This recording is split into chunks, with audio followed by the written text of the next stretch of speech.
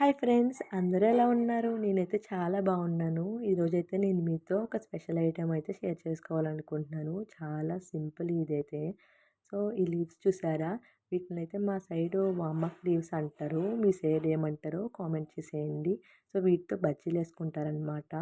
So, ముందైతే మనం పిండిని రెడీ చేసుకోవచ్చు. శనగపిండిలోకి మనమైతే తగినంత కారం, ఉప్పు అండ్ ఇంకా బేకింగ్ సోడా అయితే యాడ్ చేసుకుని వాటిని బాగా మిక్స్ చేసుకోవాలన్నమాట. సో, వాటర్ కన్సిస్టెన్సీని చూసుకుంటూ మిక్స్ చేసుకోవాలి. సో, వాటర్ బాగా ఎక్కువ అవ్వకూడదు అండ్ ఇంకా తక్కువ కూడా అవ్వకూడదు. సో, మనమైతే టైట్ టెక్స్చర్లోకి అయితేనే మనం వీటిని మిక్స్ చేసుకోవాలన్నమాట. సో, చూసారా ఇక్కడ పిండినైతే ఎలా మిక్స్ చేశానో, నేనైతే ఈ కన్సిస్టెన్సీలో ఉండాలి.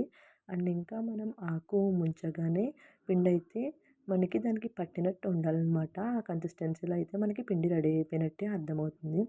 సో, వీటిని ఆకును ముంచేసిన తర్వాత మొత్తం మనం ప్యాన్ అయితే స్టవ్ మీద పెట్టుకోవాలి. అండ్ ఇంకా ఆయిల్ బాగా కాగిందో లేదో చూసుకోవాలి.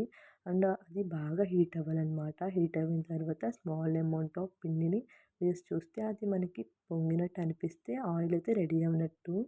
సో, ఈ స్టేజ్లో ఉన్నప్పుడు మనమైతే సో, ఆకుని పిండిలో అయితే డిప్ చేసుకొని ఆయిల్‌లో అయితే వేసేయాలన్నమాట.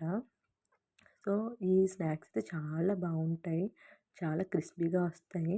ఆకును మనం వేసిన తర్వాత అదైతే పొంగాలన్నమాట. పొంగే వరకు మనం దాన్ని డిస్టర్బ్ చేయకూడదు. సో, అది పొంగిన తర్వాత మనం లెఫ్ట్, రైట్ అయితే మనం తిప్పుకోవాలన్నమాట.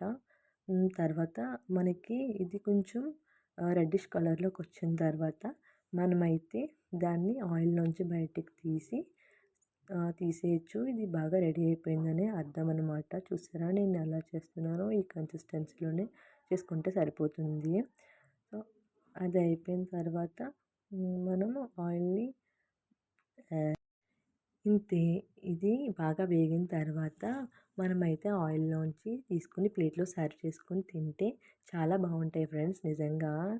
చూసారా టేస్టీ వామ్మకు బజ్జీలైతే మనకి రెడీ అయిపోయాయి. ఇవి టమాటా సాస్‌లో వేసుకొని తింటే ఇంకా టేస్టీగా ఉంటాయి. Bye bye.